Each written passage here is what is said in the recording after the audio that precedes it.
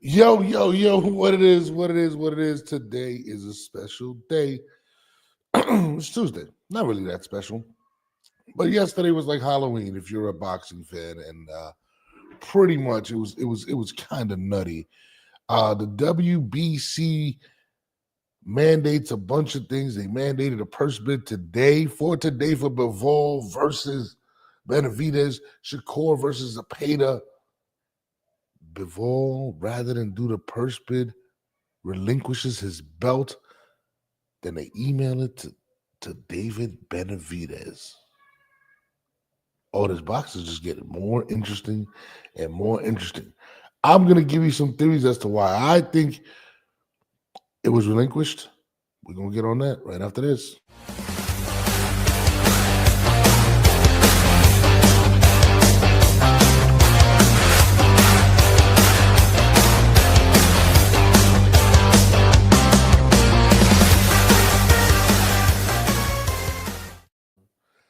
Yes, I am here today by myself. My lovely co-host is not in the building.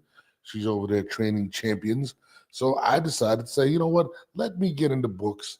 It's too much there.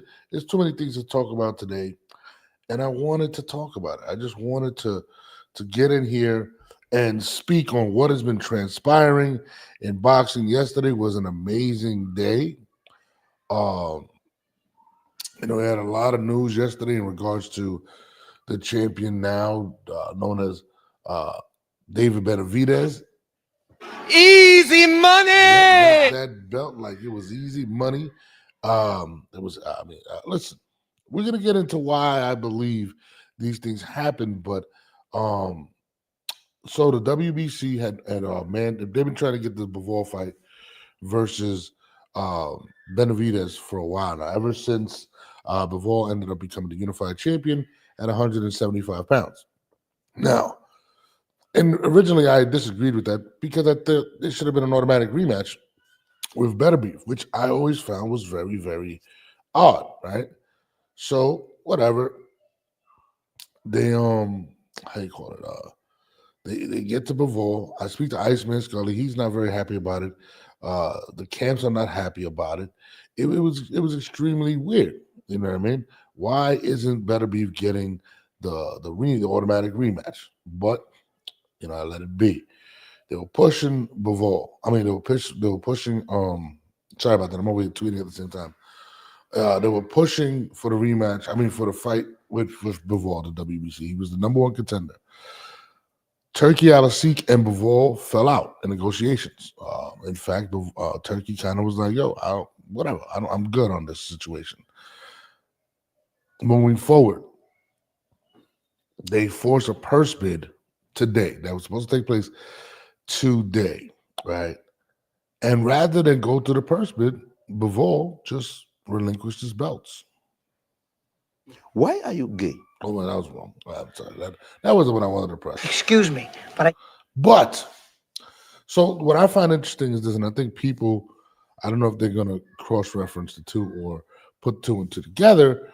We all know that Turki does not care about the sanctioning bodies, nor the fact that anyone's holding him. He wants to eventually create just one belt where everyone fights for.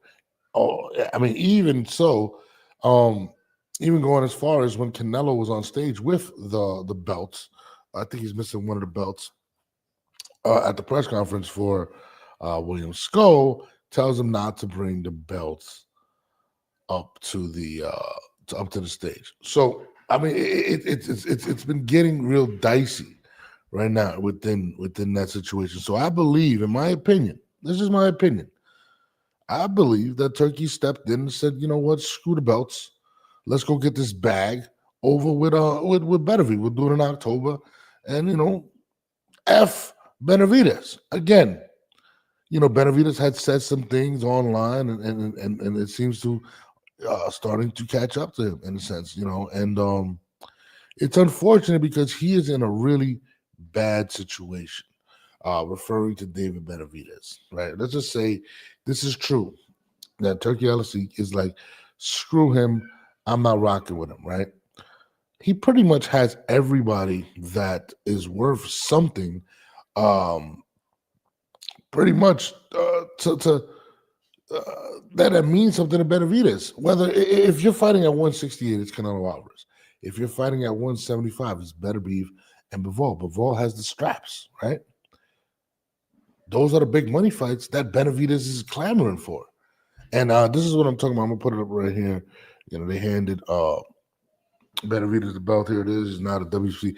But does the belt mean as much as actually getting to the bag? And at this point, it seems almost as if, you know, Turki ALISIKH is on a mission right now. And it's unfortunate because where does Benavidez go from here? What big money fight can Benavidez make at 175? Who's going to pay him the big money? And I think this is the question at this point. And Benavidez is stuck between a rock and a hard place. I mean, he wanted to unify the belts, which would have been big for him. It would have been a big fight between him and Bivol or him and Better Beef. He's always been going after the Canelo fight. We all know Canelo is rocking with Turki. We all know Better Beef is rocking with Turki. And clearly, Bivol is rocking with Turki. So where does David Benavidez go at this point?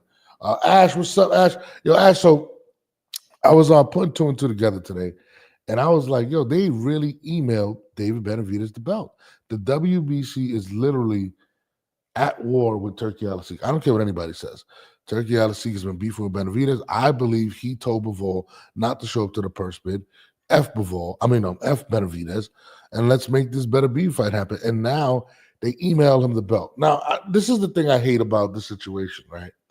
I don't like the whole emailing someone a belt because at the end of the day, you didn't win the belt. You got it emailed to you, right?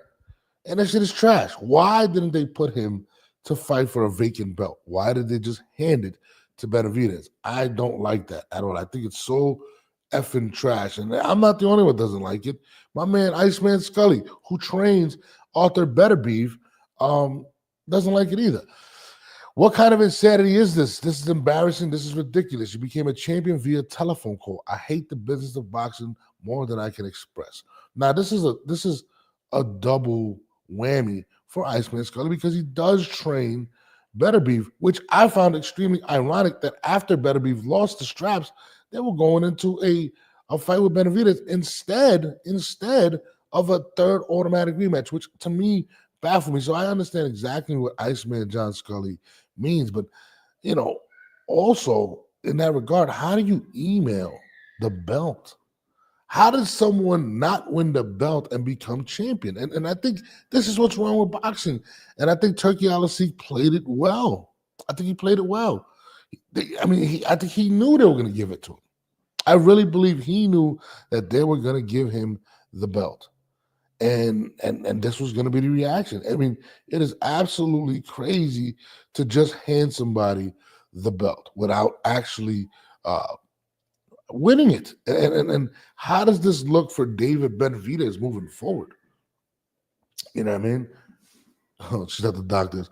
I mean, to me, it's bad, man. It's not a good look for boxing, for champions to be crowned without actually going through the process of a fight.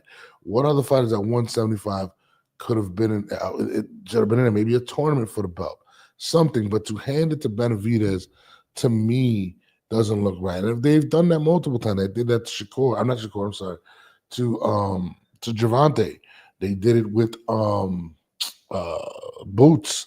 Like, it's just one of them things where it just looks crazy.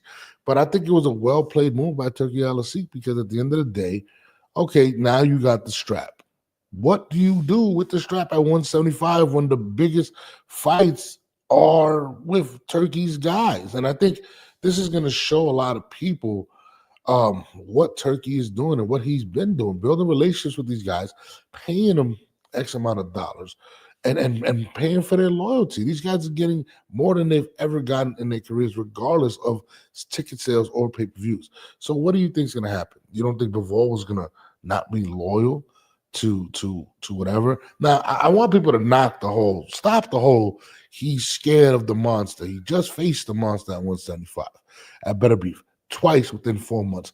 I don't think it has anything to do with BIVOL fearing Benavidez at all. I mean, Benavidez is a very good fighter, very talented fighter, a lot of output. There's a lot of things that he does well. He's not stronger than Benavidez. He's not as overwhelming as Benavidez. So to me, it's not much of a difference. I mean, if anything, Benavidez is the stronger fighter. What's up, my man? MJ's Total Health. What's good, my man? Well, I'm over here talking about the emailing of the belt to Benavidez, and a lot of people saying that BIVOL ducked him.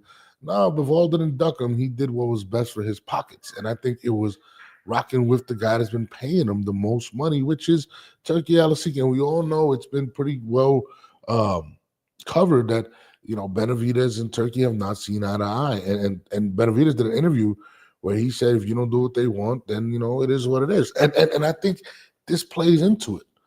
But to me, this is part of Turki's plan and what he got going on with Dana White and TKO. He's already in motion with it. He's already bought a lot of these individuals' loyalty. He's paid them way more than these promotional companies have paid him. You know what I'm saying? And what does getting the belt actually mean outside of now you got to pay 3%? And I think that's something that sucks. It really does suck for Benavidez because he's stuck. He's stuck in a bad situation right now. I mean, what big fight does Benavidez have at 175? Let me go and look at the top 175-pound fighters, not named BIVOL and Benavidez. It's just one of those things. And I mean, somebody please tell me, am I tripping right now?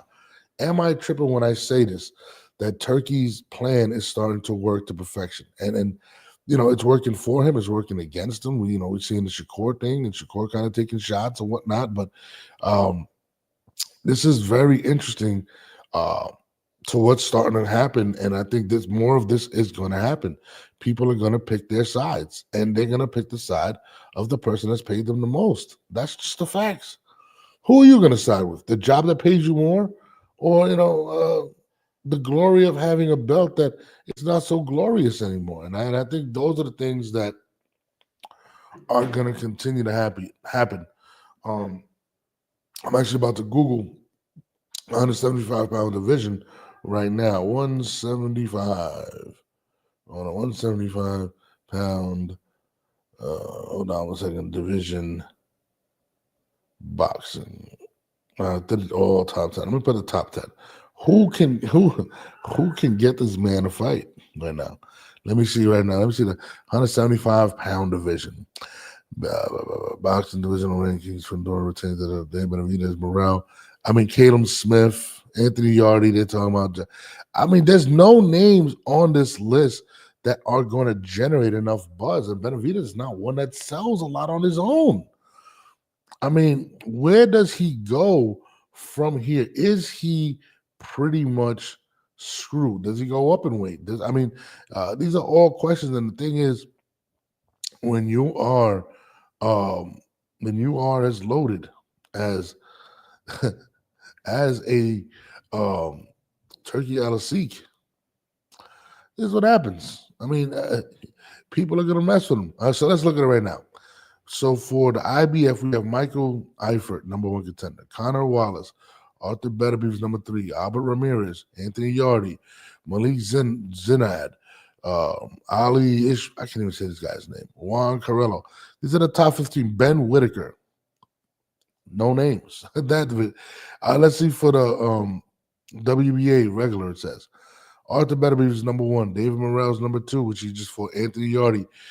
Ativ. There's a lot of Russian names I can't spell. Arthur. Tejada. These are the top. Nobody. No names. Najee Lopez. Okay, Najee Lopez is a good rising star.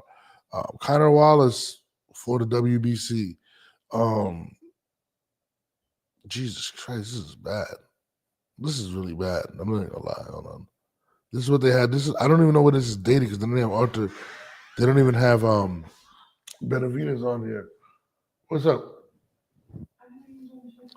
I'm gonna be quick, babe. I'm gonna be quick. So they don't even have Beterbiev on it. Sorry about that, guys. So I think it's a question of, you know, and what does he do at this point? Does he go up in weight? Does he stay at 175? Which I don't think he. I mean, he wasn't as impressive the first fight he won at 175. It's one of those situations that if you are David Benavidez, you are stuck between a rock and a hard place right now. Can you continue to force these guys to fight? Bivol just showed you that he doesn't care about retaining the belts. I think Better Beef does care about the belts more so. So can he get a fight with Better Beef? Does he hope that Better Beef wins the next fight and possibly the trilogy and gets the belts and maybe offers him a situation? I don't know. I mean, what are you going to do? Stand around and wait for who at this point? You've been waiting for Canelo for all these years. Now, Bivol's under the thumb of Turki ALISIKH. These are things that people, aren't thinking about. And now this is what you got. Is Turki ALISIKH blackballing him? And it seems as if this is the case. It seems as if that this is what's transpiring right now. And how does he beat the Sheik? Easy money. I don't know. I just had to press that. But also on that, the WBC. I mean, if anybody has any questions about that, please get it in the chat. Also been added. The WBC ordered Shakur Stevenson and William Zepeda. Another fight that has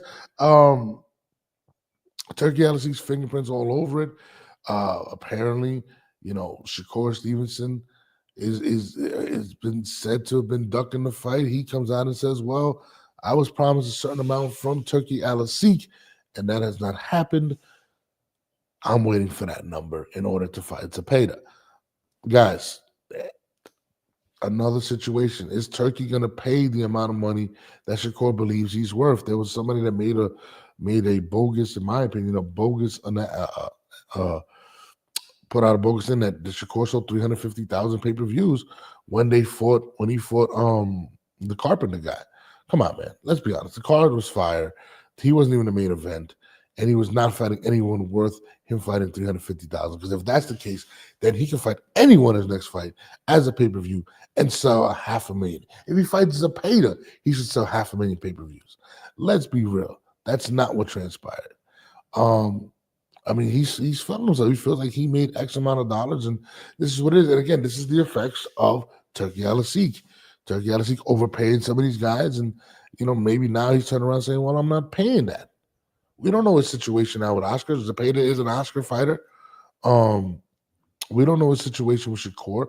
We do know that he does not want to continue to overspend and start kind of working and focusing on his league. The money that he's already overspent, I don't think he wants to go over that.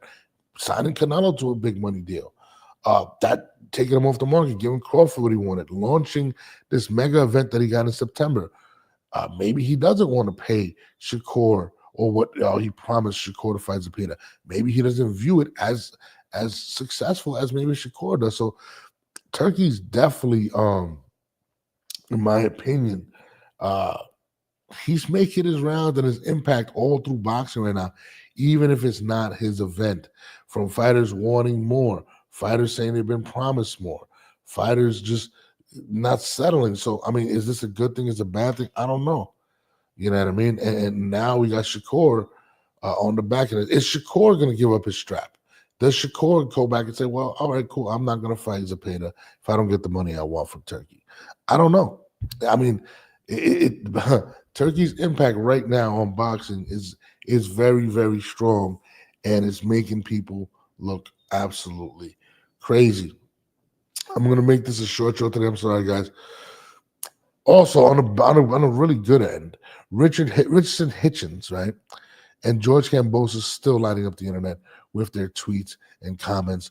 Kambosos saying, they lying to you, son. They lying. You ain't in the loop at all. Do as you're told. You can't break an egg. You got to stand on a fight, break something. I like Kambosos and then the back and forth with Hitchens, and I love how Hitchens is like, yo, you're a pussy, you're this, you're that. Makes for a good fight. If I'm not mistaken, Richardson Hitchens is scheduled to fight George Kambosos. Now, I don't know if it's overseas or not, But this is a big fight for Hitchens. He's trying to get his big opportunity against Teofimo Lopez. He's a dog. He's with all the smoke. He wants all the belts. And George Kambosos, a lot of people view him as a kind of like a gatekeeper at this point, a popular gatekeeper at this point. But I'll tell you this, whether you like him or hate him, Kambosos don't duck no smoke. I mean, his resume is crazy. He's fought the likes of Lomachenko, Haney, Teofimo, and now Richardson Hitchens. And you got to take your hat off to somebody like that. And this is a big opportunity for Richardson Hitchens, who's about to be a superstar. Shout out to my man Eric Roman Sr., who just recently did an interview with him, speaking on Richardson Hitchens, and basically telling us how much of a star Richardson Hitchens is and how dedicated he is. So I'm definitely looking forward to this fight. It's going to be a goodie. Hitchens is getting a very big opportunity, and I don't think people understand how big of an opportunity it is to fight a Kambosos. Even if you think he's washed, he has a fan base, and this is a major stepping stone in the right direction to big money fights. Hitchens is looking for all the smoke. He wants to unify at 140. Unlike a lot of fighters that have been out there that are in these divisions and aren't looking to unify. Richardson Hitchens wants to be great. That's what Eric Roman Sr. said. He always knew he was great. He wants to be great, and he's chasing greatness. And then there is a lot of smoke at 140. So I'm definitely looking forward to this fight. But on that note, I just want to bang this out real quick. I'm out of here. Just wanted to update you guys on this. Let me know if you was rocking with it. I'll be back tomorrow with Christine at 10 a.m. sharp. We'll be doing an hour and some change show. Appreciate y'all. It's your boy Norms, and I'm out of here.